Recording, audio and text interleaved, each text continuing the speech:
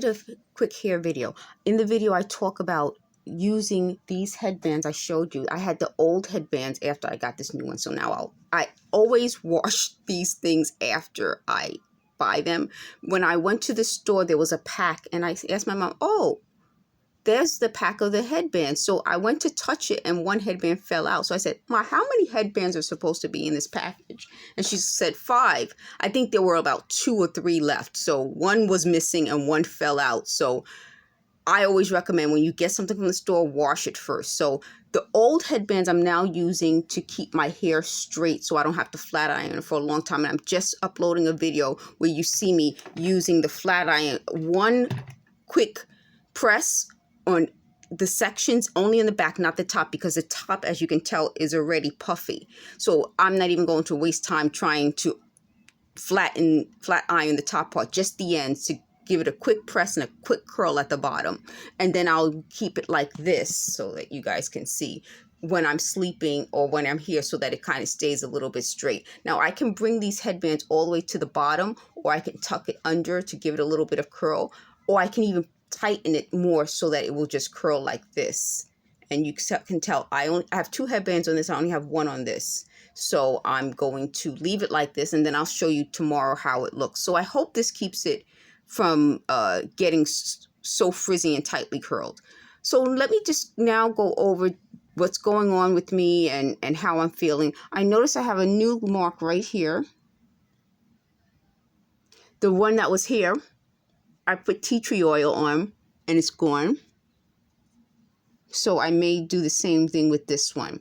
So let me take my glasses off and you can take a look at my face. Let me bring it forward a little bit so I don't know if there's some light here. So as I'm going through all of this and I'm showing you guys everything, it helps me a lot, and I hope it helps other people going through this. I find that this happens mainly when we are not showing ourselves, or people can't see the change. So they keep talking about how I look different. I'll try to link a video where I look completely different. I was very dark. And what I'm saying is this technology makes our skin dark. But for me, it also causes my skin to have discoloration. So as you can see now, the discoloration is still there, but it's not as bad as it was last year. And my legs still have the discoloration, but they healed, thankfully. That made a big difference in how I'm feeling. The other thing is, when you're not around people, which is part of why I think they want to isolate people and they want to keep people homeless, is so that people can't see you or they won't see you. The other comment I want to make is that they just said something about using the word unhoused. The reason I don't like these new changes to politically correct terms, and I'm going to upload a video where I talk about political correctness, is that to me, it's not really to make the person who is experiencing it feel better. It's to make the speaker feel better. It sounds better to say unhoused than homeless. The reason I think the word homeless is better than unhoused is immediately you say homeless, that person is without a home.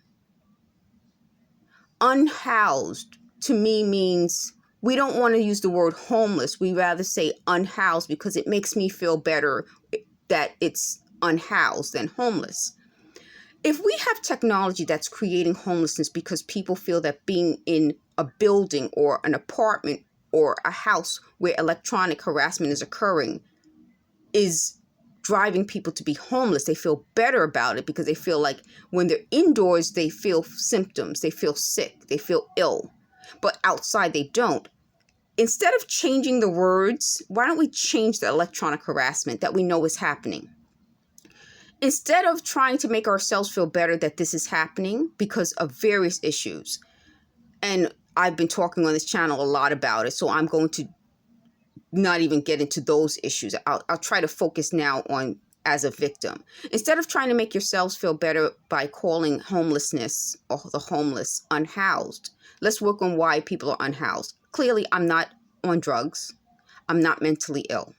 This is happening. You've heard it in various videos. Instead of making me unhoused, Why not stop the electronic harassment? Why not be honest about what's causing the electronic harassment? They kept talking on and on and on about why they felt they always had to monitor me.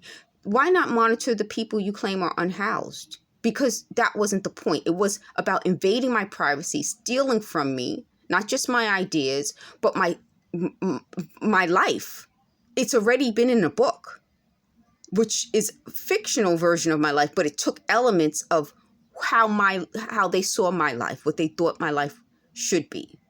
A person who can't trust anyone, has to call her professor in the middle of the night to sleep over her house. I mean, come on. I mean, it's just ridiculous. The other part about that I want to talk about is that why would you monitor someone who's never been arrested, never been on drugs, never taken drugs? That's another point. They keep insisting I've taken drugs. I've never taken any drugs. Never had a problem. Have good commendation letters. You're not doing it to monitor me for some reason. Then they said, oh, I'm dangerous. Like I could be someone who influences all these people. I have like less than 20 followers on Twitter. This channel isn't monetized.